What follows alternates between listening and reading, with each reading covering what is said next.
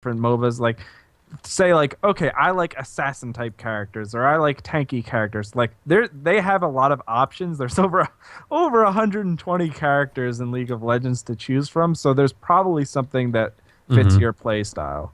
You've got time, so if you don't love what you find at first, just keep going. You'll find something. Yeah. So I mean, like some of these make sense, but other ones like 80 carry. I mean, that's like your attack damage carry is what it stands for. These are your marksmen that will want to try to build as much damage as possible. They are almost always ranged. I mean, they have ranged auto attacks, and they normally go in the bottom lane. Your bruisers are people that can build tanky normally, but still can do some damage. More than just like a regular tank when you think about it. They're the Uh, ones who are going to go toe to toe and fight it out, and really duel it out. Yeah. And they typically have some sort of sustain as well. Yes. Something to keep them healed up or Yep. or healthy. Then you have your AP carries, which are your mid laner, your ability power characters that scale off of ability power that you buy in the shop. Typically, if you've heard the term mage, Yes, that also that applies here too. Yes. Mages are the best. Agree Right to on. disagree. Then you have, let's see, what else would there be? The assassins. That's fairly, self-explanatory. If you've ever played any other, video game, really. I think the difference that I want to spell out here is that assassins and AD carries both do a lot of damage, but one of them does a lot of damage in a quick, short burst, and the other one does a lot of sustained damage throughout a fight. Yeah, a turn you'll Yes. hear with 80 carries is DPS, or damage per second. They pump out the highest damage per second because they're constantly auto-attacking enemies to pump out their damage, whereas the assassins rely more on their abilities to pump out that damage in really short amounts of time. Yeah. So that's where a lot of the difference comes from. And there's a little moniker to remember when it comes to quickly learning, like countering and all that sort of stuff in the game, which is burst versus sustain versus tank. And you have burst will usually beat a sustain champ, a sustain will usually beat a tank, and a tank will usually beat a burst champ. It's like rock, paper, scissors. Exactly. So Although- remember that. It's more advanced than that, but on a It basic is level. on Yeah. a basic It's- level. That's a good way to start Mhm. looking at it, because it will kind of help you realize, all right, so they're a marksman. So if I'm a tank, they have the ability to take me down. But if I'm a bursty champ, like an assassin, where I can hop on their face and destroy them, then I'm going to stop them from doing that sustained damage. So that's kind of how it works. So, you'll find more of that as you get into the game more, but that's a good moniker to remember when you're trying to figure out what you're going to play. Okay. So a term you've probably heard before someone throw it out is meta. It's kind of this like all-encompassing term for how we play League of Legends now. And there's two different things about it. There's the micro meta, and then there's the macro meta. What we're going to talk about here first is the macro meta, and that is the lane setup we have. Like, there's one person in the top lane, there's one person in the mid lane, there's two people in the bottom lane, and then there's the jungler. That's where you get your 5 people. That is technically what has been found to be the most efficient way to play this game. Yeah, as it's worth noting that this has been around for a really long time, and while there's yeah. variations in like pro play and whatnot, this formula of one top, one mid, and 2 bottom has kind of been around for a long time. It's tried and tested, and generally, the higher you get up, the more people are kind of Adherent. strict about Yeah. adhering to this. Do you know the history behind how this meta came to be?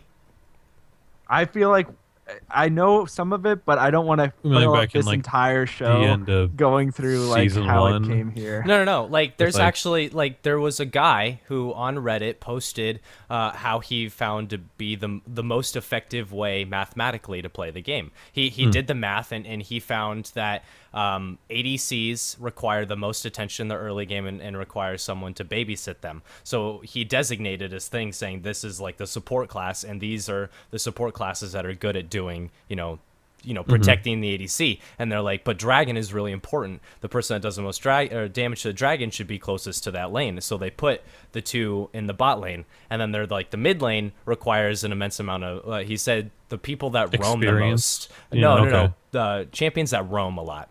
So initially in season 2 it became a roam thing. Like if a champion could roam, it was in the mid lane. It wasn't just mages, although oftentimes it was a lot of mages. But before, when you thought of mid lane, it was pretty much anybody that could roam. And then the top lane had been tanks. Bruisers, they existed, but the concept of like bruiser was only like, it was more like off tank, not so much bruiser. You know what I mean? So the idea of someone doing a lot of damage up in the top lane was mostly, it was kind of like the lane that no one wanted. And then the jungle obviously has been the same throughout the entire course. But the mid lane, bot lane thing, this guy just came up on Reddit and was like, "This is the most mathematical, effective way of playing the game that I found. I've tried and tested it, and I think it works. What do you guys think?" Everybody upvoted him to oblivion. It became the meta.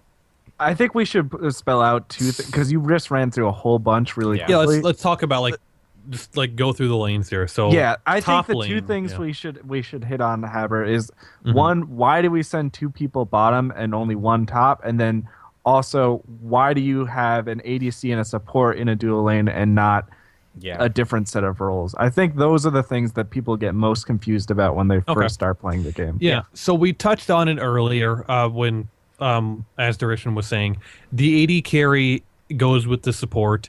Because in the early game, it's not fair to call them an AD carry. Yeah. They are just a person who throws things at people and doesn't do much damage. They need that extra help to be able to survive. Because if you throw down like 2 bruisers in that lane against the AD carry, they will die very quickly. They need that extra babysitting, basically, to be able to farm up to get that gold from killing minions, to get those bigger items. So as an extension of that, they are very item dependent, and they scale super well into the late game. So as Haber pointed out about they need a little babysitting, it's mostly that if they're able to perform and farm to get to that late game point, they live up to their title as an attack damage carry. Yeah. But early on, they're not really, crushing anyone. Yeah. Statistically, the weakest champions actually in the game are ADCs. What the fuck you say? Statistically, they're some of the weakest champions in the game. Like, just stat-wise, base stat-wise, they're some of the weakest in the game. Okay.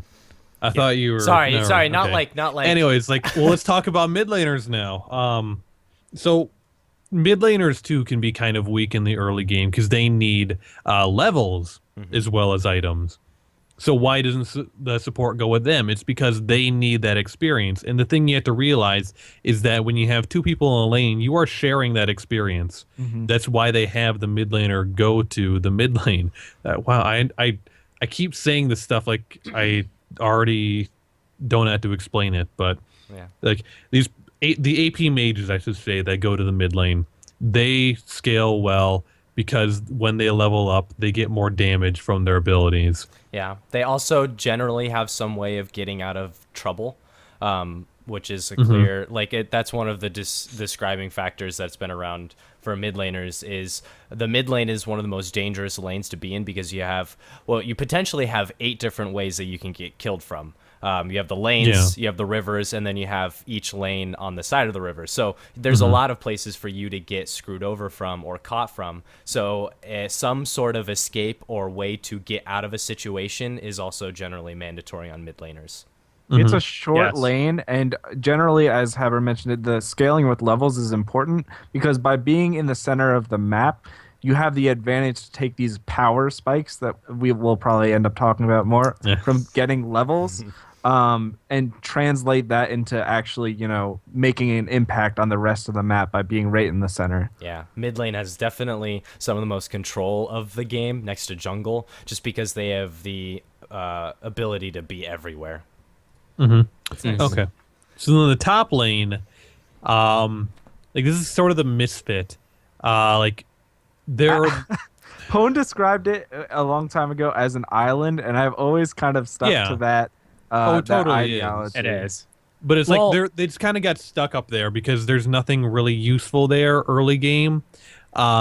and they can't do a whole lot as much as your mid laners, your AP carries generally, and assassins. So they're just kind of up there, just stay up there. We'll call you when we need you, sort of deal. Yeah. Yeah, those champions tend to be champions that they need sustain. It's a longer lane, so they need to be able to hang around there and stay in the lane as long as possible. So they need some sort of health sustain built in usually, so that they can stay there as long as possible without needing to go back and heal up at their base or their fountain.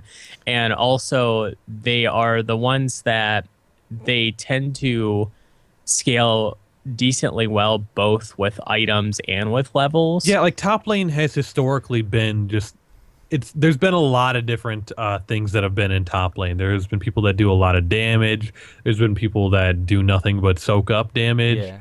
I call the top lane the lifeline of the team. Like if something if something happens, like something goes down and you need somebody, you usually either like sometimes you'll look to your jungler, but like in say a dragon fight it's about to break out, you'll call to your top laner, or like maybe there's a good potential for like a fight near Baron, or you need to go ward in the enemy jungle. Like you'll call for a top laner or someone like the bruiser, tanky person that can help protect you. Like I always just saw them as a lifeline because good top laners are right where they need you to be, right when you need it. Like and you may think that that's kind of true for a lot of lanes, but top lanes it's absolutely critical. Like a top laner knows where he needs to be on the map, because if he's in the wrong spot at the wrong time, it could cost. Well, I mean, again, could say this about everybody, but top laner is generally. I think especially for the role we haven't talked about yet. That's huge. Yeah, so I'll let Doom talk about this here in a minute, but just it's interesting that, we don't send another person top lane because we got 2 in the bottom lane. Why not put 2 in the top lane? And that's because there is also a third source of experience and gold, and that is in the jungle, killing the jungle monsters. It's also the most dangerous. It is. Yeah. Sure. It is. It's easily the most dangerous. Executed. You can set yourself behind very easily. You can set another lane ahead very easily, whether it be your teammate or by going into a lane and accidentally getting killed. There's a lot of room for error in the jungle, but at the same time, the jungle role is a very interesting and unique role because you don't necessarily have to conform. You can't be a marksman. Let's just put that out there. You really can't be a marksman. There have been times where marksmen have worked in the jungle, but overall, you can't really be a marksman. You can try. You can try, but and you can find mixed success, but generally, but for the most part, overall though, you can play a supporty jungle. You can play a tanky jungle. You can play an assassin jungle. You can play a sustain jungle. You can play a lot of different. A mage jungle, yes, absolutely. It really is sort of dependent on what's going on in the game. Like what's wrong right now. And the micro meta really affects the jungle a lot. The jungle is one of the most diverse areas, but you will see it change the most as for the champs that are the most viable at the time. But I think overall, we need to call out for the early game that it's so fundamentally different from the other roles, especially if you're a new player, because you're not just sitting in a lane and minions are constantly coming at you. You're constantly moving around the entire map, and sometimes even going in between the lanes to create pressure. So in the early game, it's probably the most impactful role in just the sheer fact that you are moving around the map constantly. Yeah, it's a very strange role, and honestly, it's one that most people pre-30 won't pick up, or even usually pre-20 won't pick up or play much, because overall, there are a lot of champs that have trouble even just living through killing the jungle camps without runes and masteries and stuff. So I'm saying it's dangerous. Yeah, it is very dangerous. So a lot of times people will do the duo top until you're like 20.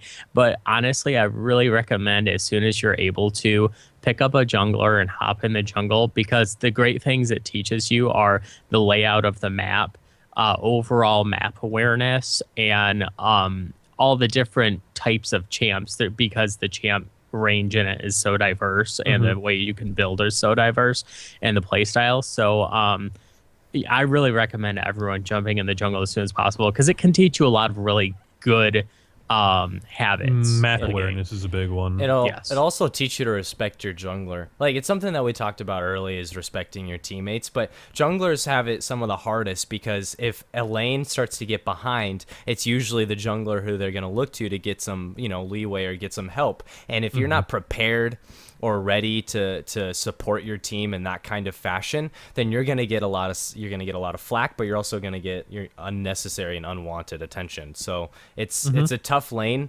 I call it a lane because it is still kind of lane-ish. It's very lane-esque in the linearness of it, and you have a route, but it's tough. Yep. Don't take it for granted, and don't be overwhelmed by it, but don't just look at it and be like, oh yeah, this is easy. So we have a lot of things to cover here. The last thing I want to make sure we mention about the meta that we didn't fully explain but lightly touched on is that you send 2 people in the bottom lane because it's closer to the dragon, which is one of the key objectives in the early to mid game of League of Legends. And having 2 more people on the map in that area as opposed to top lane, which doesn't have too many huge objectives near that lane, allows you to try and secure that early and also get vision around it early, and ultimately it's a more key point in the map earlier on in the game. That being said, the reason that the duo isn't in the mid lane is because, well, one, because of blue buff and its central position, but also remember what we said before about mid being one of the most dangerous lanes, and you need to roam. Putting the squishiest champion with a babysitter in the most, it's like it's like walking out with your 9-year-old child, or taking candy from a baby. It's easy. Like they're just so small and easy to kill. They don't the have ways of getting thing out as well. And exactly. So that's the overview of like the macro meta, why we have a top, a mid, and like AD carry support with a jungler. When you hear people talk about the meta now in general conversation, what they're normally talking about is what we're calling the micro meta. These are like the small fluctuations within game that change from patch to patch. This is like, if you're listening right now, we're in like patch 5.6? 5.7 right now. If you're interested in these changes, I would highly recommend the Trinity Force podcast. Yeah, this is a great place to talk about it. But like, it's called like the tank meta right now, and there's been the Black Cleaver meta, there's been the Blade of the Ruin King meta, there's been so many different assassin meta. Yeah, all these small fluctuations that when Riot changes something either to an item or to a champion that suddenly make that really strong right now, everyone will start doing it, and that's what they're calling like the meta. Yep. Yeah.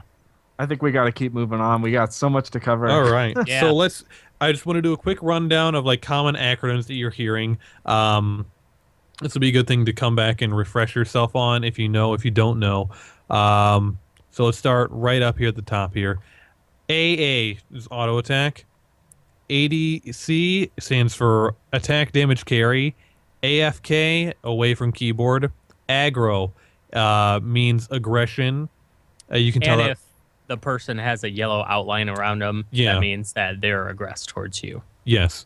Next, R pen, M pen, or just pen means like armor, magic resist, penetration. It's what you're buying on certain items to cut through the armor or magic resist that someone's building. Assist is contributing to the kill without getting the killing blow. It still gives you gold. It gives you half as much gold divided up between all the people who get the assist. And then we have AD, who stands for attack damage, AoE, area of effect, AP, ability power, aura, is a zone in which a buff from an item or a champion is applied, and we'll talk about some of these later on. But Before we it's like continue, a- I think we should spell out that, like, depending on your champion, you might be building attack damage (AD) or you might be building AP ability let's power. talk about that. Yeah, I think that's a really big point because there's a reason why some champions like the AD carry, they don't build ability power, and there's a reason why a lot of mages do. It has to do with the way their abilities scale, or if they are heavily reliant on their auto attacks, which are also scaling off of attack damage. Yeah, did you have anything else you wanted to add to that? Or like generally if you're looking at your skills and like there's a plus sign if it's green or if it's like an orange. Green is for ability power. Orange indicates that it's scaling Attack off of attack damage. If you open the recommended items and you see a lot of items that give you attack damage, you're probably playing a champion that scales off of that, and vice versa. If you're playing a champion that's got a lot of recommended ability power items, you're probably a champion that scales off of that. If you have no clue about items, I'd say that's an okay thing to look at, but there's obviously a lot more there. Yeah.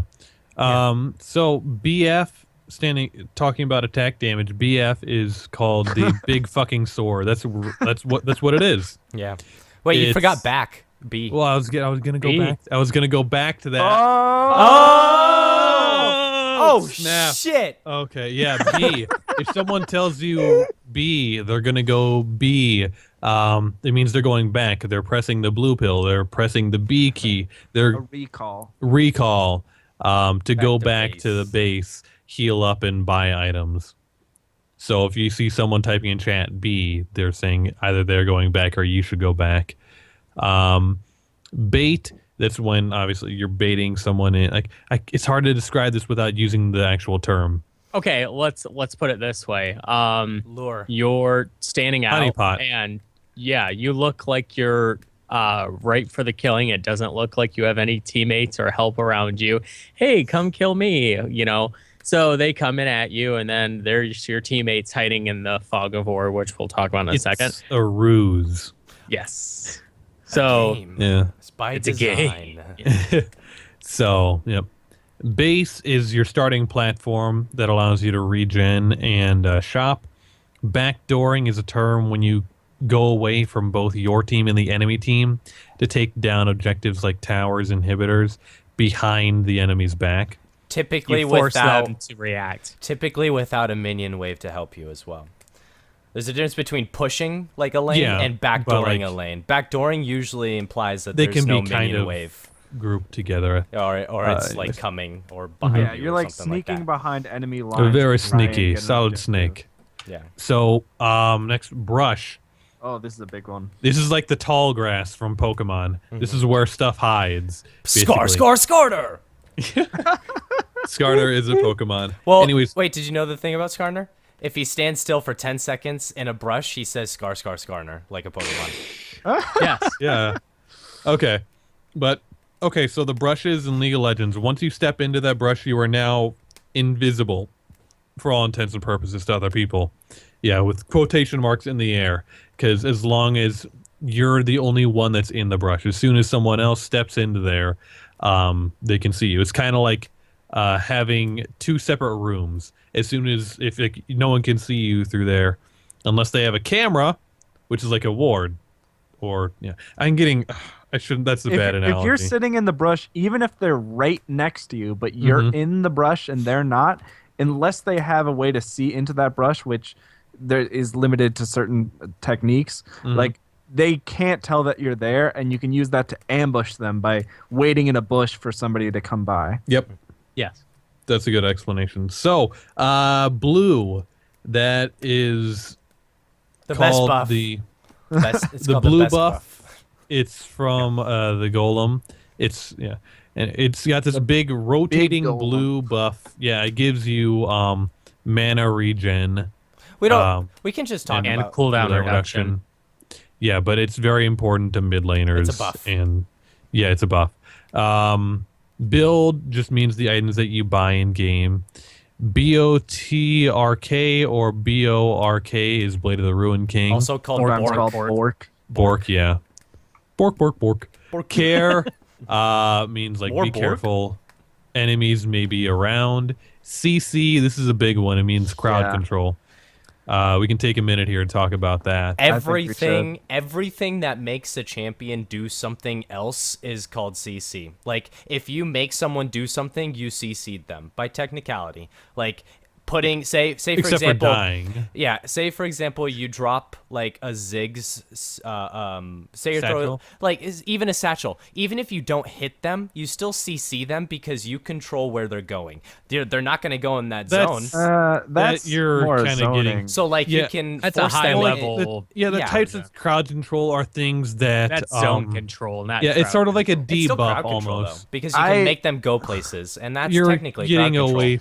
I think the main focus here is that if you have an ability that either slows or completely locks down or denies the enemy champion from moving or using abilities, that's typically considered a Yeah. form of crowd control because you're limiting their ability to freely move and do what they want. Yes. Yeah, there's a lot of different kinds. I mean, there's like the blinds, which will cause people to miss their auto attacks. The stun probably being the most basic. Stun, yes, and silence is a fairly common one. Silence There's- is actually one of the least common Science ones. is actually least common now. It is Yeah. true, yeah. Forced. There's a whole group of them that fall under like a forced action though, Yeah. and this is like your Yes. charm, That's- your fear, Yeah. taunt. Mm-hmm. These are all things that'll force the enemy, if they are hit with it, to do something besides standing still. And that's Either called hard moving CC. towards you, Yeah. moving away. Yeah, That, hard. let's establish that difference. What's the difference between hard CC and other types of Because CC? I consider making someone go somewhere soft CC. Like, for example, tossing down Lux's singularity in a spot, even if I don't hit them and I make them go a specific way, I consider that me CCing them to a place. well, I soft def- CC soft versus CC, yes. It's me I soft define- CCing them away I from a define place. soft CC and hard CC as hard CC cannot be countered by tenacity, while Whoa, soft that's CC like can. No. one thing.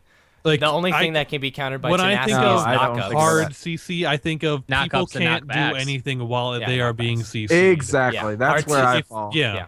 Yeah. If you can't do anything while you're being CC'd, that is considered hard CC. Yeah, then if I'm you're if I'm stunned, you're slowing knockup. you and you're Yeah. still running at me and using abilities, I haven't hard CC'd you. Yeah. But When if you're you- trying to That's- cast your abilities Lose and then control. I just stun It's you, where you lose control of your character. yeah, Basically, exactly. And then the soft CC is everything else that Yeah. you can still do stuff with. These are your slows, the blinds. Snares. Yeah. Snares. So we've Snares, talked yes. a lot about this, but Silence. like, this is super important to Yeah. any like well-rounded team is the ability to lock down people, especially in big fights in League of Legends, which we call team fights. Crowd control is huge, and it's a really big part of this game. It's arguably one of the most important parts of this game. Like, without proper CC, you can't typically hope to win a game, in all honesty. Like, CC is probably up there in being one of the most mandatory things on a team. It's pretty important. So next, going back to our acronyms here, we have CD or CDR. This is cooldown or cooldown reduction. You'll hear these used a lot. Cooldown just to refer to the time it takes for your ability after casting it. Cooldown reduction is something you can purchase. It's percent based, like 10% less cooldowns. It's important to note this is capped at 40%. You can't go higher than 40% cooldown reduction in this game. Unless you're playing Earth. But don't Yep. mistake in that, because I know a lot of you players, we kind of started this when Earth was around. That sort of thing is not normal or, regular, so don't expect that. Yep. Lower cooldowns means the ability to use abilities more often. Yep, which is important on people like mages. CS stands for creep score. You'll also hear this called last hitting, farming. Farming, yeah. Farm, yeah. Yeah, it's when you're just killing the minions to get gold. You're It's getting the last hit on it's them. a huge part of this game, which is why It we did a is. whole episode on it not too long ago. Yeah. And honestly, if you're new to the game, one of the first things you need to nail down is just practicing last hitting minions. Yeah. Yep, I agree. Learn how to CS. So- Yep. DC is not the comics. It is meaning disconnected. Which does Nothing you'll happen. see. Okay. Nothing. Yeah, like it's yeah. Nothing you'll see that common. Yeah. But yeah, they DC'd. They something- disconnected. Something to emphasize is that this is a game with millions of people playing. Like I see far too often. I mean, I did it in just the other game, like just the other day when we were playing together. Like people DC and they lag, and getting mad at them for doing something like that, like when they say, "Oh, I'm DCing," like you should take note of that, because Yeah, if you try and play with someone that's DCing or blame them for something because they're DCing, you're gonna have a bad time. Yes. Yeah. Okay, so Dorans. I just put this in because it's like people will just comment. Oh, just pick out Dorans. These are like very common starting items that you'll see. There's the Doran's ring, Doran's blade, Doran's shield. Very basic items that give you some meager stats. We got a lot of acronyms to cover. There are, so we're gonna keep going through them. DOT or dot is damage over time. DPS, talked about this More dots. earlier. Damage More per dots. second. ELO, it's a way to explain like it's a rating system developed to place you with players that are around the same level that you are, basically. Farm, just talked about that. Focus, it's when you're using abilities on a single champion to get them out of the fight quickly. So focus this person because we need to kill them Yes. because they're doing the most damage. Yep. I don't think Haber knows the next one. Face check. Screw you. This is walking into a brush without prior knowledge of what may be inside it, whether it's other champions or team mushrooms or anything else that could kill you. Which ties back to what we talked about earlier, how if they're in the brush, they could be invisible, so you could just be walking into an ambush. Yeah. Next out, gank. What I love to do most. We asked for someone asking about the whole etymology of this word. Where does it come from? I actually did look this up, and it comes from the world of R&B, hip hop. From it's a sort of bastardization of the word gang Why does that not surprise me? to Like- gang up on someone. It's Yeah, ganked. I know. I just And why it does became not popular surprise in me? like the some of the gaming stuff where it's basically just having another person come in to have an advantage in a fight. Like you could gank, the jungler will come into the mid lane to gank the other mid laner. Yeah. Or, in my games, they'll never come bottom. I will never get ganks. Sure. Moving on. Yeah, FOW or fog of war is any area that you cannot see directly. Now, I should rephrase that. It's any area that's not highlighted. Like you'll see in the map areas that are dark. Yeah. That's the fog of war. Yep. Areas your team does not have vision of. And the only way to get there's a few ways to get vision. Your turrets give you vision. Your minions will give you vision. The other champions will give you vision that are on your team, and wards will give you vision and some abilities. And some ability. and some abilities. Yes. FOTM is just flavor of the month. You'll see builds popping up here and there that people say, "Oh, it's just flavor of the month." It's just something that appeared. It's a fad. It's a meme, basically. It's also within League of Legends. Yeah, the champions are FOTM quite often. Sejuani right now is flavor of the month. Let's Volibear. keep going. So many okay. acronyms. FF, forfeit. You should never use it. GG, good game. You should always use that. GA, Guardian Angel. Global is any ability that can be used across the entire map. There's also quasi-globals that can be used across a large area of the map. Differences are like Karthus ult as a global ult or Gangplank ult, global ult, but Pantheon is not global, quasi. Nocturne not global, Twisted Fate non-quasi. Yeah. Yep. Okay. GJ. Good job. It's really hard to IP influence points. There's some other item ones like IE, PD, LW, BT, which are just abbreviations for certain items like Infinity Edge, is i.e. Fan and Dancers, PD, Last Whisperer, LW, Bloodthirster, BT. Quick tip, if you're in the shop in the game and you need to buy one of those items, you can just type BT or a PD and it will come up. If it has a common It will. acronym, it will probably always pop up. ROA for Rod of Ages pops up. I think you can even put like Hat of Death, and I think Death Cap pops up or something. Hat. Yeah. Okay, shoot, where was that? Okay. RP, Riot Points. Kite is to attack while still moving away from a threat. KS is to kill, steal, or kill secure, depending on who you ask. Or Leash who you is, are. yeah. If you're Sona, you'll never kill, steal. Let's say that. Leash is to damage a jungle monster to help your jungler at the beginning of the game. Thank you. We love you. Yep, your jungler will often say at the beginning, hey, come leash Gromp for me, come leash Blue. So you'll help him do some damage to it so he's not taking, so you can take it a lot faster. Last hit, talked about that before. LOM or OOM or is low on mana or out of mana. If you're trying to go into an engagement and someone says, no, I'm don't go in. ONW or OTW, on my way, on the way. MIA or SS. SS, I found it's more common in the EU West servers. Yeah, who actually says SS? It's more an EU West thing. I've never but it seen just means a champion is missing from lane. It's missing in action. Adopted from that. MR, Magic Resist. MS, Movement Speed. Pot is potion, either red or blue. Red for health, blue for mana. Something not on here, but pop or popping a pot is like using. So if someone says I'm going to pop something, that means that they're using something. So pop a pot, I'm going to use a red pot. Yep. Peel is to use CC to get enemies off of another team member. Ping is a command that shows on your team's game to notify players quickly. And also, it sometimes refers to your connection. That too, yeah, as well. QSS, Quicksilver Sash. Red is like with blue, it's the other buff on the other side of the map. RE means reappearing. If someone was MIA and now they're back, they re.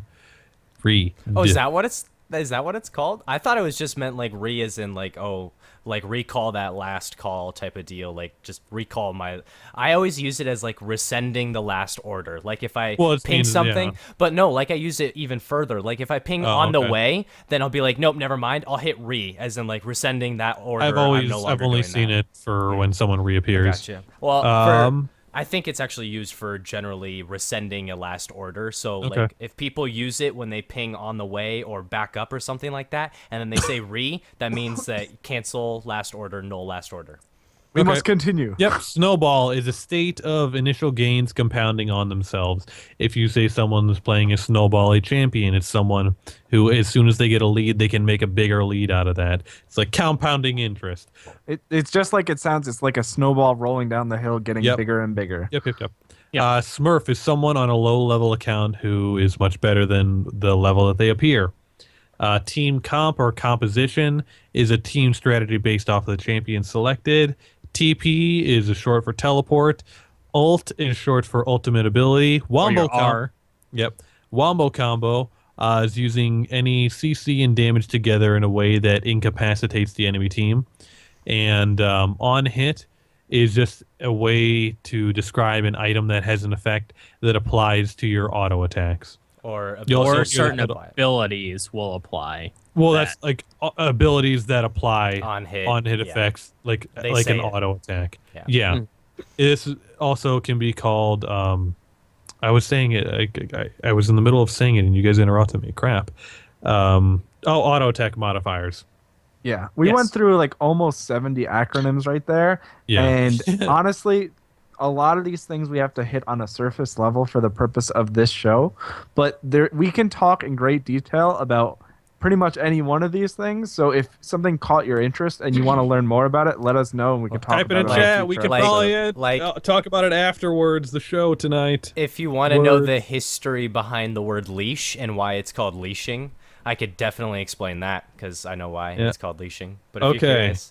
But for now, we must move on. We must press on. So summoner spells. These are the things that every person can get. As you're leveling up, 1 to I think 12 is the final summoner spell you get. You'll get new summoner spells, and like I said, these are the ones that everyone has. Normally, we've talked about this before. Everyone will take Flash when they get it because of its ubiquity in resourcefulness. And the other one is often used if you want to be either defensive or offensive. Or if you're in the jungle, you just pretty much have to take. Yeah, you have to take smite. We should just talk about we should just quickly go over what each summoner spell does. Okay. Like real quick.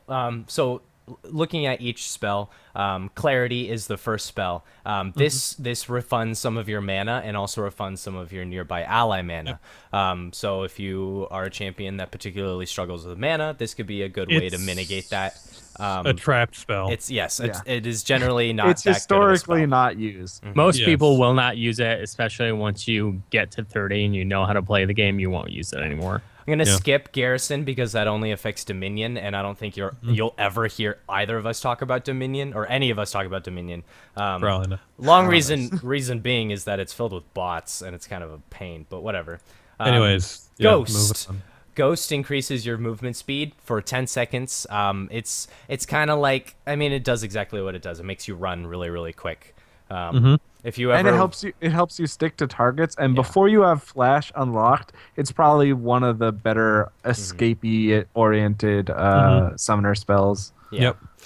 Heal. It heals you for a certain amount of your health depending on your level, and then gives you a brief movement speed buff, and will also heal a nearby ally.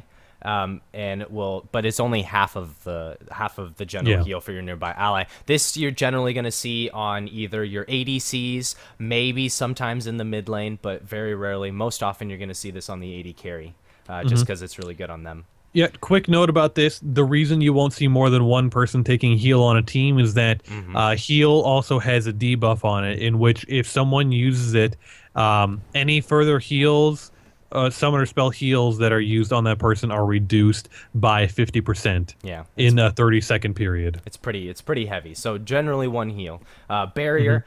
Barrier, it does exactly what it sounds like. It makes a shield around you that blocks damage. Generally going to find this on mid laners or top laners. I take it in the mid lane almost all the time. I think it's my go-to mid lane ability.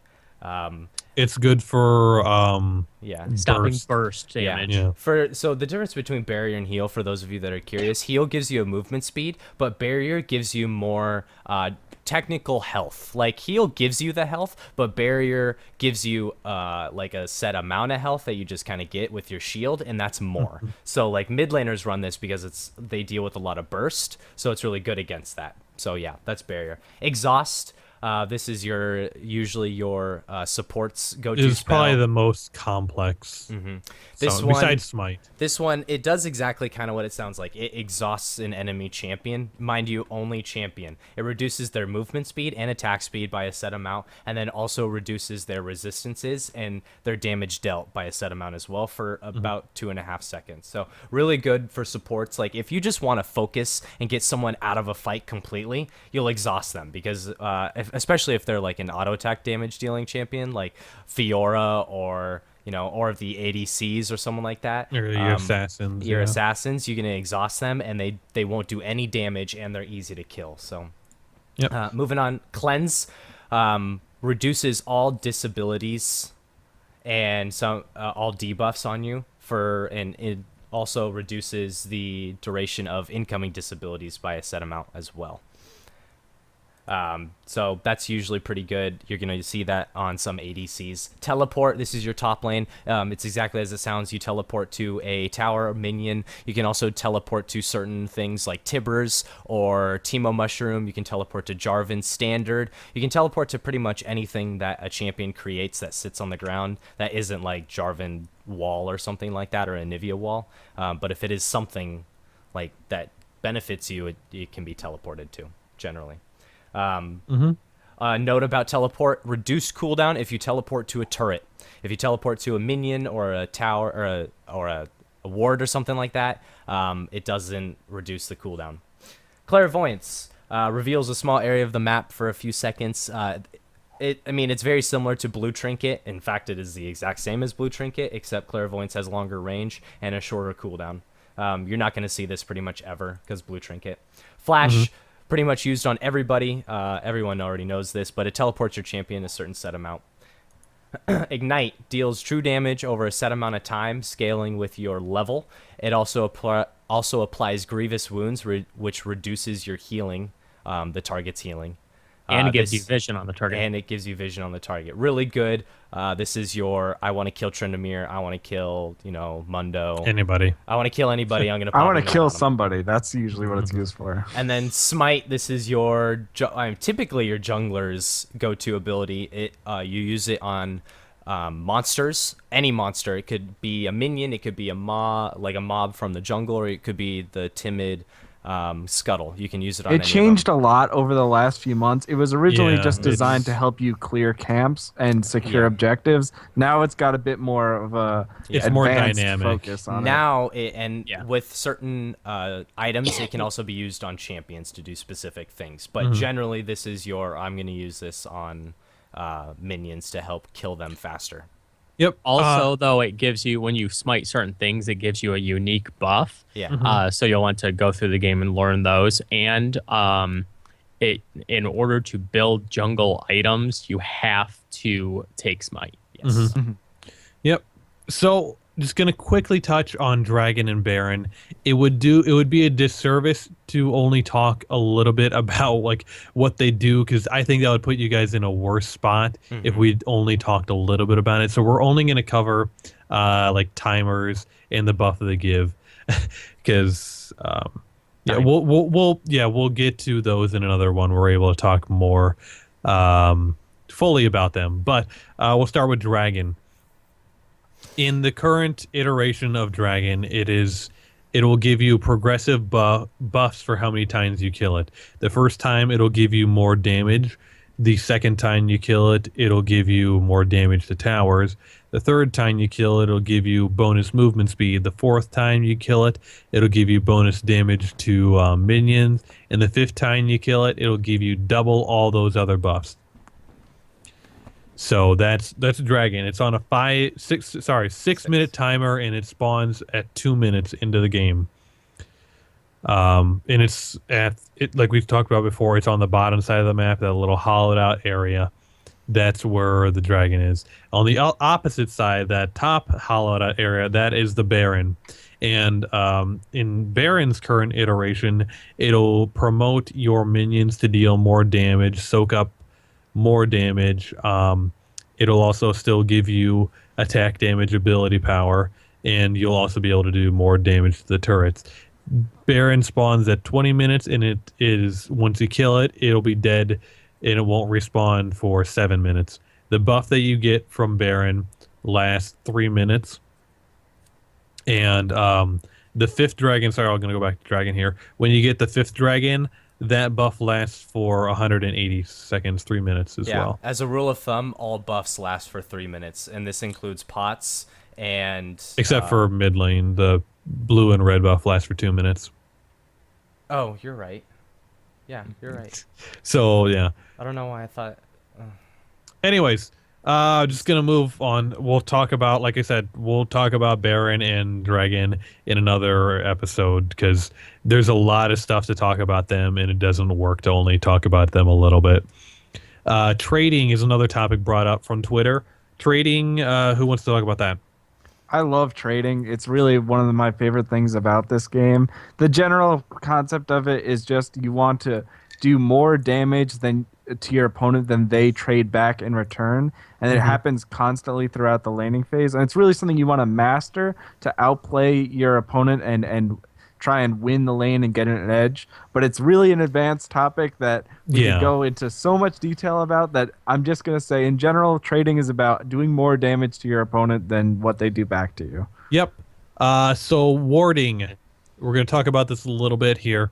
There are a couple different ways to be warding. There is now the trinket that is in the game that allows you to ward. There are still the green wards, which turn invisible and last for 3 minutes. And then there are the pink wards, which reveal stealth units like wards in champions and last indefinitely until they are destroyed.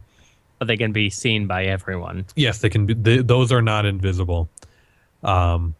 So the thing with warding, it is an integral part to the game, like we've talked about this before in other listener questions, to gain more information on the map. So try to be warding as much as you can, and taking away wards from your enemy as well is another big part. Okay, so we're going to talk a little bit about the menus here in the game. When you're actually into the game, you press escape. There are a lot of menus that pop up.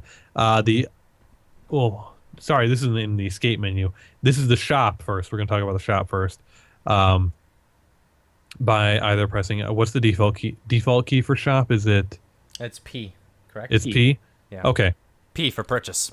Either that or like where you see like your gold, you can click on that and that'll open up the shop. I'm pretty sure it's P. Yeah.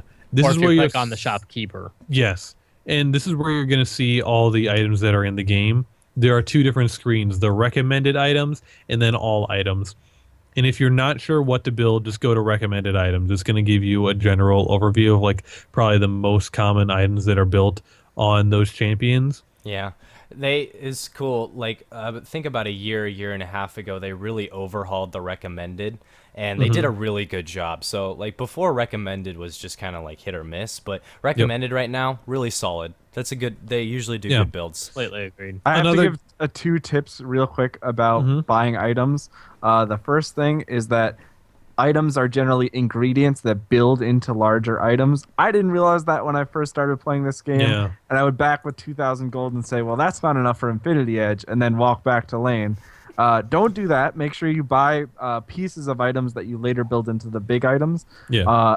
Second thing, although this seems contrary to logic, you only buy 1 boot. You do not buy more than 1 boot. Yes. It's you a will pair. get faster. You get a set. Yeah, And, you can even buy it on like people like Anivia or people that don't walk. In general, just Or make sure like you try and if you have no clue what to do, follow recommended items and remember ingredients build into larger things.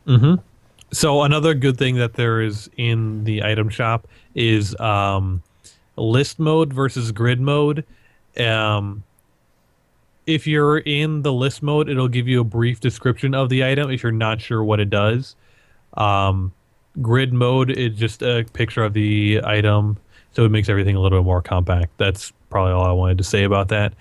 Don't forget to use the search. Like, this game is about time and being as quick and as effective as possible. You spending 30 seconds to buy is an astronomical waste of time. So if you know what you want and maybe you don't know how to get there, just type it in the search bar. Yep. Okay, so another thing with items. Some items will have either an active or a passive associated with them besides just the stats. A passive, like it implies it is an extra stat that you are getting that is passively applied. An example of this is with Infinity Edge. Its passive is that your critical strikes, instead of dealing 200%, will deal 250%.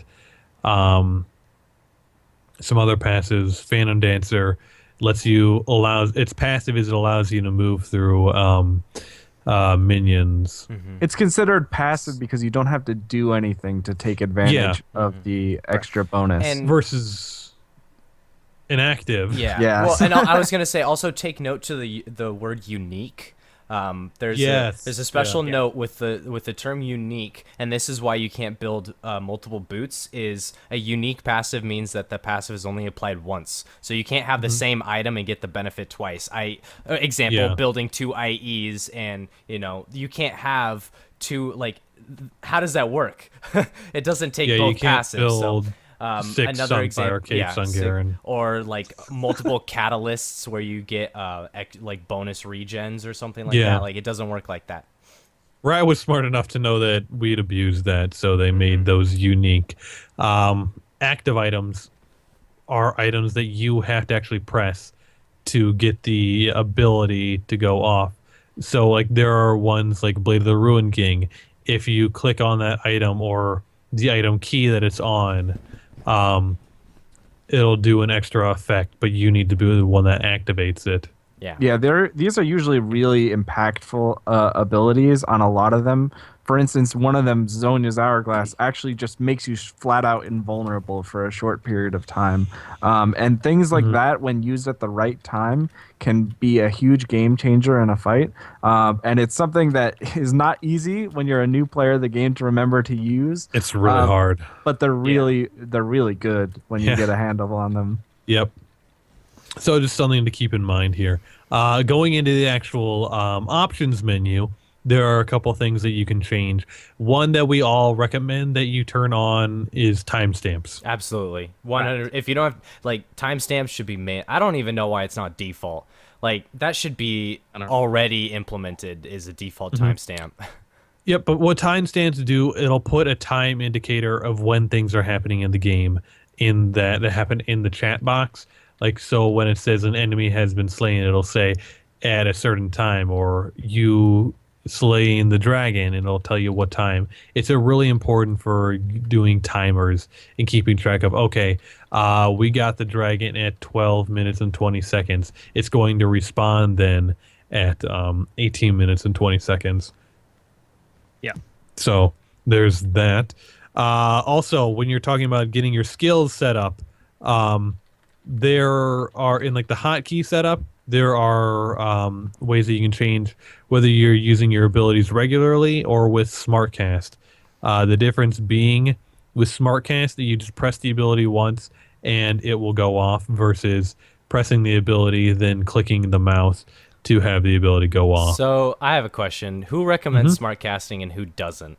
Because I recommend I'm curious. I am fine. recommend Whatever's comfortable for you, honestly. I'm tired of this debate. There's people in higher levels that do either one. It's whatever is comfortable for you. That's true. I SmartCast pretty much everything, too. but at the same time, you know, you can get pretty far without doing it. So I would say if you're new to the game, it's not mandatory that you switch to it, but I like it because it allows me to do my abilities faster.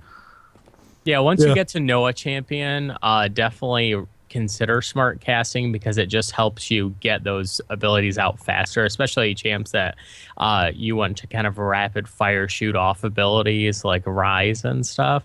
So there are some champs that it's a huge benefit. Other ones have very hard skill shots to land, like say Blitzcrank, where if you miss it, you know, it can really hurt you. So, you know, and that's one example of a champion where I don't use SmartCast. So play with the champions, and it really comes down to you. You will technically go faster SmartCasting simply because it takes one step to do something rather than two steps. Yeah. But still, whatever's more comfortable. I want to say a note on SmartCasting, because Gilgamesh mentioned this in the Twitch chat. There are range indicators that you can apply to SmartCast that I think that is hands down the best way to play. Like, I play, and it's how I recommend people to play Lux, is if anyone ever asks me, like, okay, well, first off, you need to be playing with SmartCast, because SmartCast with range indicator is like, I feel like it just teaches you so much. Like, it teaches you how to play your champion better, because it teaches you how to be fast while also keeping the range indicator on your spells immediately available. Yeah. So say like you like playing with normal like just the normal skill shots and stuff like that. There is a way that you can quickly switch between doing that in SmartCast, and that is with using the control, I think it's shift. Alt or shift. Shift is yes. But Shift, like using your skills with one of these modifiers, using your skill with shift will allow you to SmartCast things. So you do shift Q, shift W, and allow you to quick cast or SmartCast those. There's also using your skill with control, and that'll quickly level it up, so you don't have to click on the little plus icon. There's also Alt, which will allow you to cast it on yourself if it's something that you can cast on either yourself or someone else. These modifiers are amazing, and they make your game so much faster. For anybody that's ever played World of Warcraft or Diablo, or anybody that's played like a real-time strategy game, knows like how milliseconds matter. And in a game where like even the fraction of a second matters, like cutting that down to as quick as possible is a really easy way to get a step up above your competition. Like, that will make you faster. It will make you play better, I promise. And as you play, please don't ever, just because most people, like when most people are talking about stuff, they'll say, oh, they're Q, because Q is a default first cast ability for the first, all ability and so on and so forth. But don't be afraid to use other keys, because if it feels more comfortable to you, by all means do it. But just remember, if someone's talking about QWER, they're talking about their skills. So. Okay. So something that's a little bit harder to learn, and I've seen early gains that people don't quite get right away, is turret aggro. So there is a priority in which turrets will attack things, and this is the order. First, it'll attack when it's acquiring a new target. It'll attack as Zerat Portal minion first, targetable trap, a pet from a champion. Then it'll attack the minions, starting with the siege minions or super minions, then the melee minions, then the caster minions, and then after all that, last it'll attack champions. Oh, cannon minion before melee, but after super. Yeah, your siege minions. Oh, yeah, I guess that makes sense. I don't know why. Yeah, and the only thing that'll break that is if you attack an enemy champion within the tower range. That'll immediately shift the tower's aggression towards you. Yeah, so always be cautious when you're attacking an enemy near their tower, because suddenly they have a new ally in putting damage on you. Yeah. And unlike minions, turret aggro does swap over on spellcast too. Against minions, it's just auto attacks. You can use spells on champions and it won't aggro minions. But with towers, if you do any amount of damage, even a tick off of a dot from your Twitch passive that deals two true damage, you will get turret aggro. So, or Trundle's pillar does 1 true damage. Yeah. So so random, but yes, that will give you aggro. Okay, so things to keep in mind when you're leveling to 30. You're going to be tempted to spend all of your money that you get from gains on your IP. We're going to talk about some things about this. So, I like to tell people, don't really spend money on champions until you have 2 good rune sets built up. Interesting. If you want to use IP, that's the best place to save it.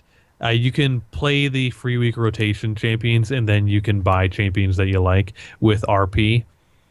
But until you have enough IP to save up for those 2 good rune pages, your 2 basic rune pages, I'd say to hold off buying champions with IP, unless they're only a small amount, like the 450 IP champions. Yeah, I'd say definitely lean towards the 450 or the free week champions, because you'll find that if you want to get a champion that was recently released, you're going to have to put in a lot of time for that champion. Yep.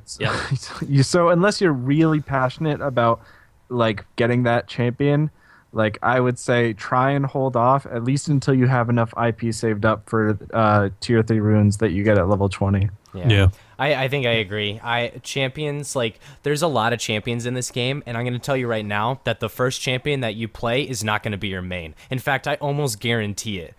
You're going to play a bunch of champions until you finally find the one that you really want to play. Now, do you want to waste money and IP and time on a champion that you don't think you're going to spend a whole lot of time on, or do you want to spend it on something that you're going to find more use from? Runes, you're going to find a lot of use out of runes. Runes are really important. We're going to talk about them here in a few minutes, but runes are big. So spending IP on runes, I agree, it's huge, and I think that should be your focus. Yep. Yes. So talking about runes, then, something that a lot of people fall into the trap of is buying the tier 1 and tier 2 runes before just buying them in general. What you want to do is just abstain from runes until you're level 20. And when you hit level 20, you can unlock the tier 3 runes. These are the best runes that you can get. Can I quickly read my like guide to buying runes? Like it Go won't ahead. take that long. Go ahead. Go ahead. And Go, I go, think go. it'll cover. Okay, so first and foremost, I think you should always have a goal in mind when it comes to what you're buying to supplement a play style. When you're buying runes, you should, know what you're trying to fix. Whether you're learning how to use runes or if you want to get better with them, always derive a plan around what you want from runes. Do you want to help you CS better or gank more effectively, or maybe you're just too damn squishy? You should approach runes with a reason, and then we can move from there to how to effectively rune. Primary runes should almost always be used. The difference between primary runes and secondary runes are primary runes are rune slots that are dedicated to a specific general stat. And these stats include offensive, defensive, magical, or utility. And I mean, that is the most basic way of explaining it. Yeah. Like attack damage is offensive. Attack damage penetration, that's offensive. But armor is defensive. Magical, cooldown reduction. That's like, that sort of thing. Utility, actually, I think, utility is actually can be almost all encompassing with cooldown reduction, movement speed, gold per 5. So utility can, cross over to magical areas, but utility generally is gold per 5 or movement speed or something like that. Primary runes, so with each respective state being the rune slots marks, seals, glyphs, or quints. So marks, the primary rune slot for marks is offensive runes. For seals, defensive runes. For glyphs, magical runes. And then for quints, they don't really have a primary rune, but technically utility, quote unquote, is the primary rune slot for quints. This means that if you put an attack damage rune into a mark, that you're going to get more from it than if you put an attack damage rune into seals, because a seal attack damage rune is a secondary rune, and that is less effective than a primary rune. So that's primary versus secondary. So when purchasing runes, marks, for examples, prioritize offensive listed runes over the other types of mark runes. Secondary runes can be used, but is unfavorable as you lose out on the bonus that comes with slotting a primary rune into its corresponding rune slot. If you don't have enough IP, don't settle on runes you can't or won't use. Save your IP and wait it out. Just focus on getting runes that will help you the most, over what's more or less expensive. And this may seem like it goes without saying, but I've seen quite often players buy runes they don't need because they are cheap and they can get a lot of them rather than just buying one or two at a time and progressively getting them. Buy the runes that will help you the most and then get the least important runes. How do you know which is the better rune? A safe bet is cost. A higher cost generally means better value, but ultimately you as the player will have to decide which is the most important rune, because you need to be analyzing your gameplay and find out what you need to fix. So you're analyzing your strengths and weaknesses and where you need to work on, and that's a skill that you need to progress and get better anyway, so it's a good one to pick up early. So learn to find your flaws quickly, and then from there use runes to help mitigate it. Runes should be used to fix your early game weaknesses. So for me, a thing that I did a while back was I struggled with CSing on Lux, so I gave myself some extra AD runes. Now, this didn't really help me when it came to, learning how to CS, but when I wanted to play ranked and I knew that I needed to focus on CSing really early, I switched to that rune page, and I know that it'll help me, get that early CS because I know that I need that early. So you find runes and you find the weakness that you want to try and fix the most, and then runes, you use that. So I think the key thing is that as you just said, runes really are more of an early game oriented thing. Items ultimately take the precedent over runes in League of Legends. And then lastly, about rune pages, if you're asking yourself if you need more rune pages, you probably need more rune pages. But you need to understand that getting rune pages takes a while because they're expensive. So eventually you'll need more rune pages, but focus on filling up these first two with whatever you want to focus on. So say you want to play an AD carry, then make an AD carry rune page, like a general one. An AP carry, then make an AP carry rune page, a general one. And then branch out to more additional ones. But first, fill those first two up, and then get additional rune pages. I think we can say like there's two basic rune pages that you can run, because these runes are very I think there's three. I think there's room for a defensive rune and a defensive rune page, and I think that honestly Riot should just give us 3 pages. I don't like just 2. I think that's unfair, because I definitely think that there are 3 mandatory pages.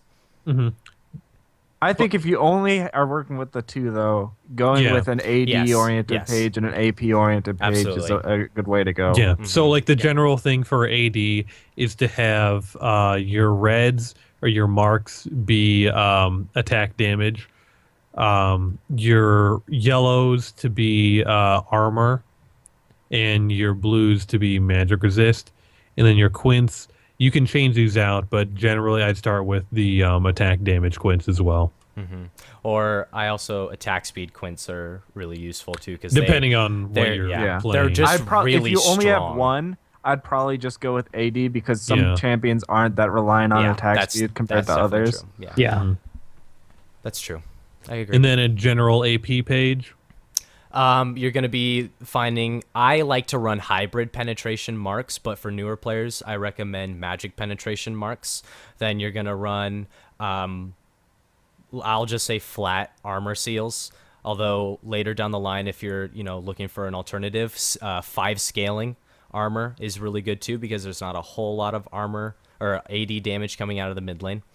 But sometimes there can be. So depending on what the matchup is, it'll change. But anyway, general flat scaling or flat seals for armor, and then magic resist, flat magic resist glyphs, and then for quintessences, AP, flat AP quintessences. So the glyphs and the seals are pretty much the same for both the AD page and the AP page. You can really get away with scaling armor though. Like I honestly might even recommend scaling armor over flat armor in AP or as a mage just because you're typically up against other AP. So armor is really not that necessary. But on an ADC, you have both magic damage and attack damage in the bot lane because you usually have to deal with the support as well. So the flat just works better for that lane. Yeah. Yeah, and if you're on a budget, I would just say, Yeah. get what you can and then use it on both. Yeah, I'm pretty sure the flat are least like they're not as expensive as the scaling ones are. Yeah. So, that's another note for those of you that don't know. Runes can be used on multiple pages. So just because you have one rune page that has this has all my runes on them, well, that doesn't mean anything. You can use them for the other one as well. So eventually you'll just have 9, and those 9, whatever they are, like 9 attack damage, will be good for all rune pages, not just 9 in general. Thank God. Yeah. And apparently runes are on sale right now. I think that's rune pages. Rune pages are on sale right now. okay. Well, let's talk a little about masteries here to finish up. Okay. Masteries. So kind of what Frostbite said about items, masteries really supplement your entire game, but more they supplement in a play style. So say you want to be like a defensive kind of tanky jungle, there's a mastery setup that supplements a tanky defensive jungle play style. While that's not necessarily the case for, I struggle with CSing, how do we fix that? That's where runes come in. Masteries help you make yourself better, and they increase your strengths, while weaknesses, they try and fill a hole where you are lacking. So if you can try and differentiate the two in that way, it will help you understand masteries better. I like to look at it as your runes kind of supplement your early game, while your masteries supplement your overall play style and what you're going for. If you're going more for damage, you put more points in the offensive mastery tree. If you're going more for tank, you put it more in the defensive mastery tree. Or if there's just certain things that you feel you have trouble with, whether it be like mana or buffs or or gold generation or things like that, that's where the utility tree comes in. So play around with them because there's so many combinations of them, but really if you look up guides online, there's lots of great guides that can teach you some of the best setups, but there's a lot of stuff to go into, but that's the general sort of gist for those. And the great thing about masteries is that as soon as you hit level 30, you can have just as good and just as many mastery pages as someone who's been playing for years. There's no cost associated with them. You can have 20 mastery pages, and we recommend it. Like the more mastery pages you have, the better, because you're going to understand what masteries do. Masteries are huge and they're very important. Like if you don't run the right masteries on a champion, you're not going to find as much success. And when and like in a game where the smallest of things matter, like masteries and proper masteries matter. So we highly recommend, if you're confused, look up guides, look up information. For runes, I don't usually recommend LCS, but for masteries, I would. Sometimes things will change. There may be a mastery that you prefer over a different mastery, and that's okay. That's fine. Like for me, for example, there's a mastery in the offensive tree where you get bonus damage depending on how, like, if they're below a certain amount of health. It's called execute. Well, I stop at 2. I don't go further for 3 because I don't feel like I need it. Like most of my execute damage, like I'm just looking for the bonus damage in the execute. I'm not looking for just general overall damage throughout the entire course of the game. So depending on what you do, what you want, and what you're trying to accomplish through your playstyle, you can toss some points here and there, but generally you want to stay. It's a term when we talk about trees, tall versus wide. If you have multiple trees, going wide means spreading points throughout the entire, like all 3 trees, while going tall means focusing. You generally in League of Legends want to focus a tree up to about 21, because that's when you can get the ultimate mastery, and then you put 9 in another one, making sure to try and that's focus. how most people do it. Is like 2190 or 921. There are a few exceptions. Yeah, there are some exceptions, but the reason you do is generally because the further in a tree you go, the better they get. So putting more in a tree benefits you more than putting points just scattered around willy-nilly. So have a plan when you're doing masteries as well. And go tall, don't go wide. Yep. So that's all the topics that we have outlined here. If there's something else that we didn't touch on that you still want explained, send us a message on Twitter or on email, and we'll be sure to get back to you. But yeah, we've been going on for about an hour and a half here, so I think it's about time we wrap up the regular podcast here. So, it's been a blast doing this. We'll be back here next week to talk more. Yeah, I think that's it. Thanks, guys. Definitely. Thank you. Thanks guys, and thanks for giving us all the info to talk about for hashtag Supersode. We hope you love it, and hope you get something out of it no matter where you're at in your game. Yeah. Okay. So we're going to stop recording now. Yeah. And then we are just going to sit here and talk to you guys for a little bit before going into some just games. Doom, do you have the whole chat log pull up? I've only pulled it up like halfway through. I was talking to him for the most part through the chat. But yeah, if there's any questions you guys have. Well, let's just start it out here. I see Gilgamesh was talking about having specialized runes or general ones. Ooh, he's got another question. Okay. Well, let's just talk about this for... What's Nightbot's command for Battle Arena? Okay, Andrew, because we can talk to you guys now. Battle Arena is... You just missed it, actually. It was, I think, 3 hours ago, and that goes live on T-Force Podcast 2. So this is T-Force Podcast, just the main one. This is where we do the shows. T-Force Podcast 2 is where Battle Arenas are done. Yeah. If you go to the new site that's up now, www.trinityforcepodcast.com, you can check out, there's a whole new tab dedicated to Battle Arena and Bronze Bootcamp, giving you all the information, where we go live, when we go live, sign up page for Bronze Bootcamp there. You can check out all the information there. Why don't we... Yeah, already got that linked. Awesome. I just linked it.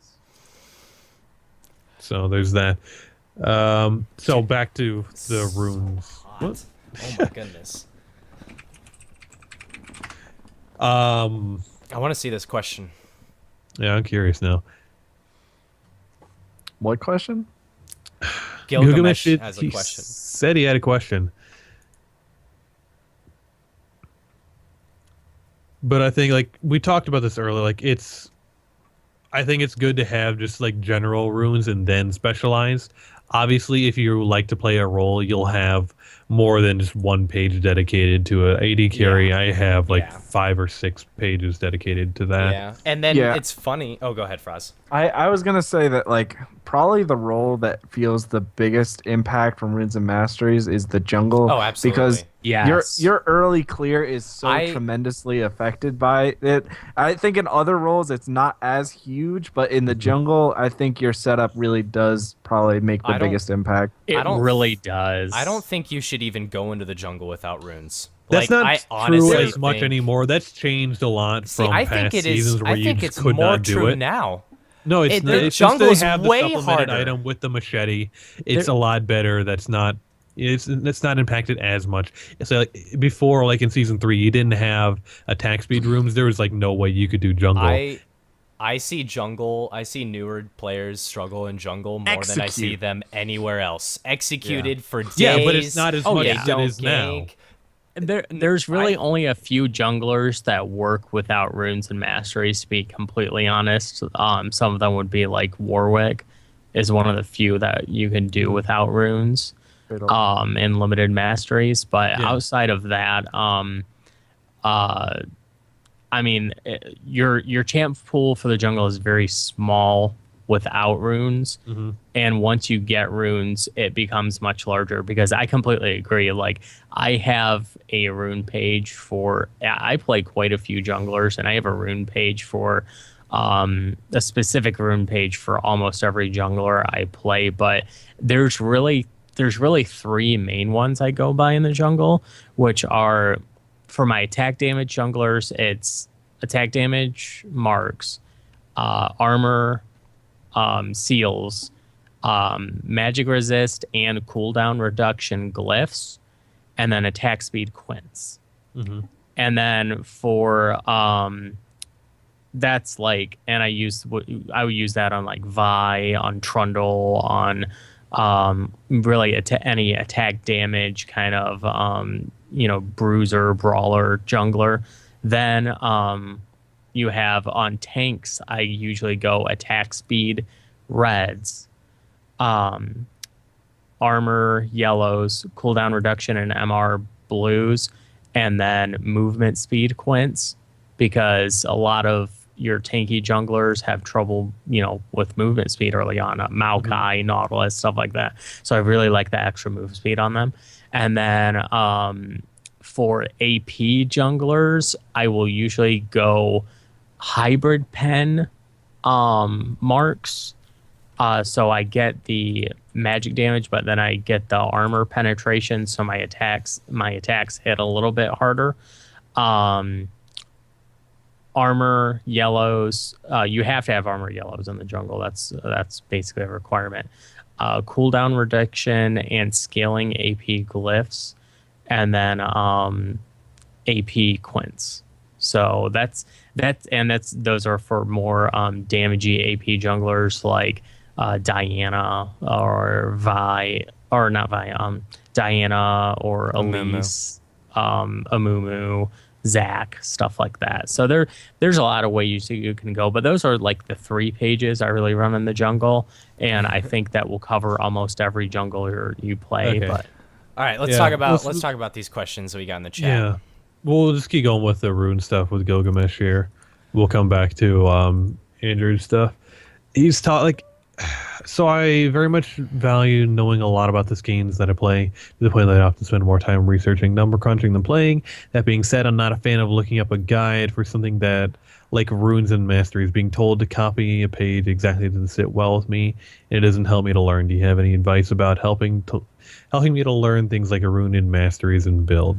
Okay, I have an answer for this, and it may not be the one that you want, but I think it's the one you need to hear anyway. So this game's been out not the really. answer you want, but the answer you need. that you need. Okay.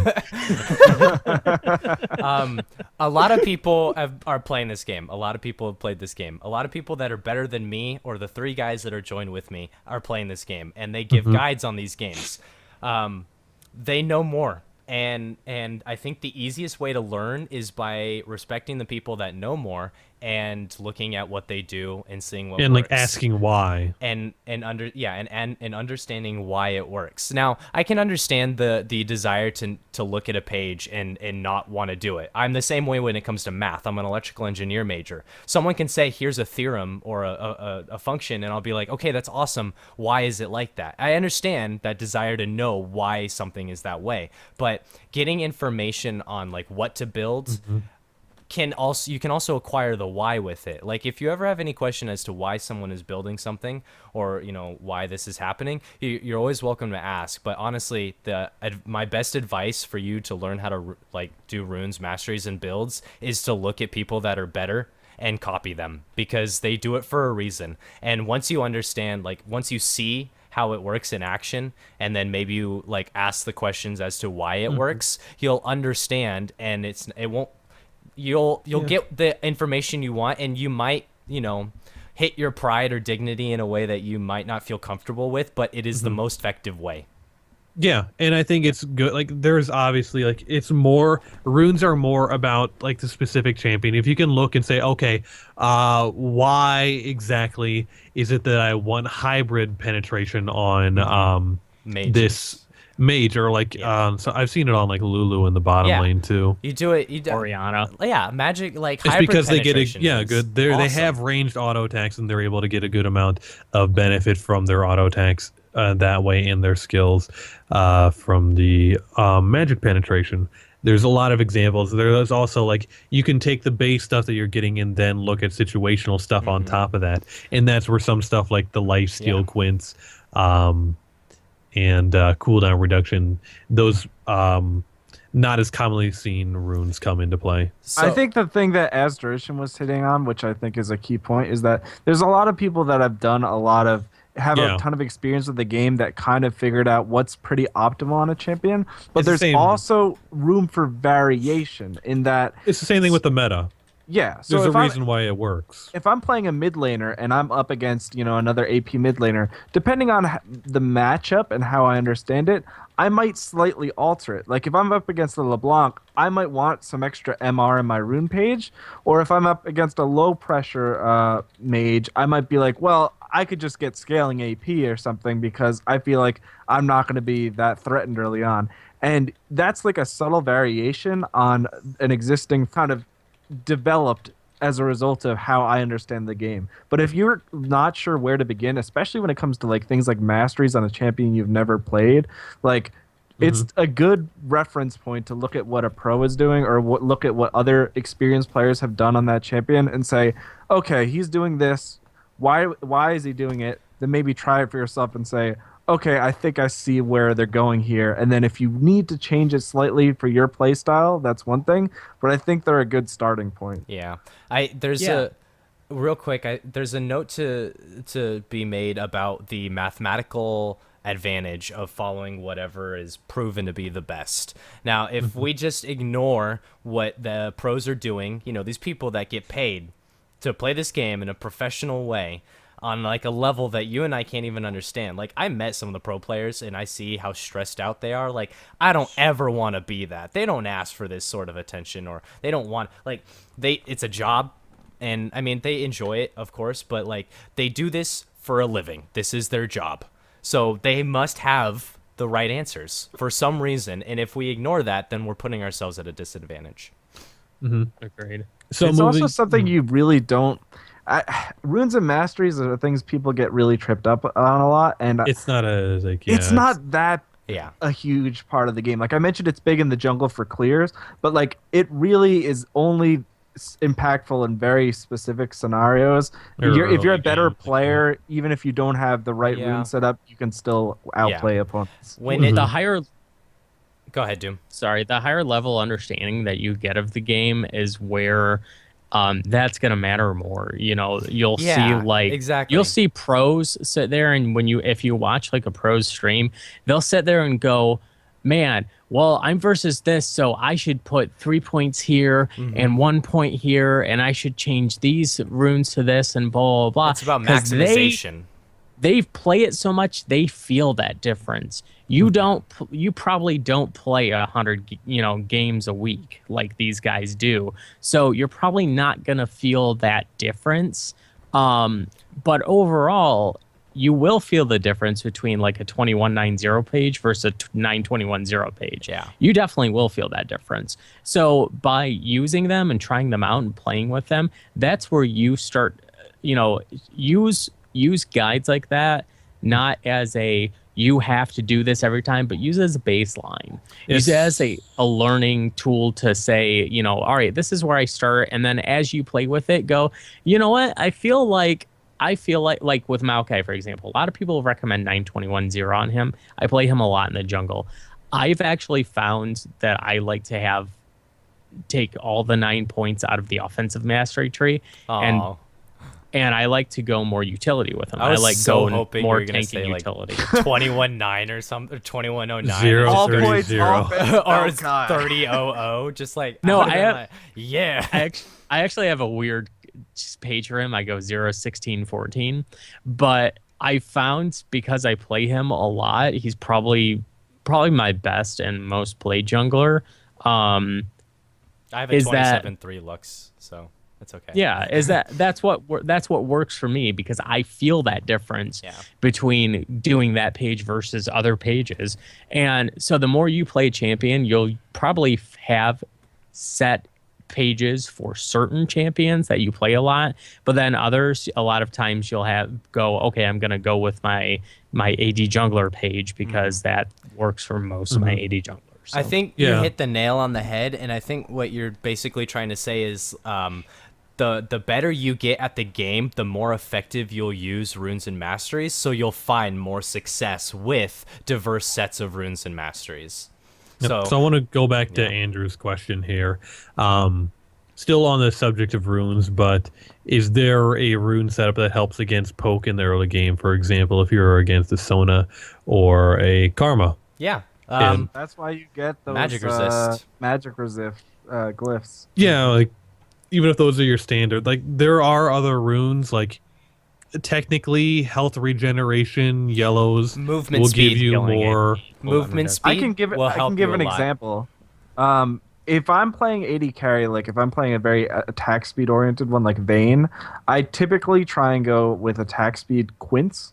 But if I'm up against a really heavy poke lane and I'm just like, I just need to survive this lane and then I'll become a very scary monster later on, it's not uncommon for me to be like, all right, I'll give up some of this attack speed for a little bit of extra lifesteal, and then I've already got the magic resist in my runes, and I'll be like, all right, if I can just hold out, like it'll all be good. I'll get the attack speed eventually.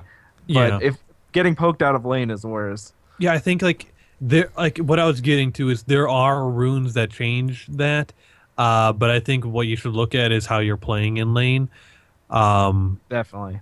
Because like there are going to be lanes where you just take a lot of poke. It doesn't mean you lose the lane though. Yeah. If you're able to more effectively deal with that in your lane management, where you're pushing the lane, how often you're pushing it, what you're buying when you're going back. Maybe you just need to get a couple extra potions. Work on your positioning so you're closer to your AD carry. Yeah. Or if you are the AD carry, closer to your support. With a note on that though, movement speed Quince. Like, it's a very small amount that for, like, those skill shot champions, skill shot supports like Thresh or Nami or Karma, where they just catch you and then you're kind of screwed. Movement speed really helps to dodge those skill shots and get you out of, like, a hook or a chain or something like that. I wouldn't recommend getting them on an AD carry. I love them on supports. I love them on a support. It's more forgetting, but not on an AD carry because you're just giving up so much I'll put like a 1 point. I'll put one movement speed Quint into like a heavy engage. Like if I know they're heavy engaged in the bot lane, one movement speed Quint, and then early boots. That usually gets me out of situations pretty effectively. I love movement speed Quints because really 3 movement speed Quints is the equivalent of tier 1 boots. So it's beautiful to get those because movement speed is the one attribute that is useful on almost every champion and every role. It helps you dodge skill shots. It helps you land skill shots. It helps you get in attack range. You get out of your enemy's attack range better. You know, you can use it both offensively and defensively. So honestly, if you really don't know what to do for Quints, movement speed is a really safe bet. I completely agree. Yeah. Because like I'd say if you only have one page so and not good. 2, I'd probably go with movement speed. Well, yeah, speed Quints. If you had one. If you only had one. Yeah. Because I think movement speed is such a good stat. It is like on amazing. almost everyone. And the best Well, part everyone about it really. is like you may think that 1.5 is really not that much, but like how are you getting caught by the skills that like is the poke like are you just getting hit by it or are you playing dumb? Like oftentimes you'll just get outplayed and you just need something to fix it. It may be you're just like in the moment have no idea what to do. If you have that extra movement speed, like it really helps for getting out of situations. I love it.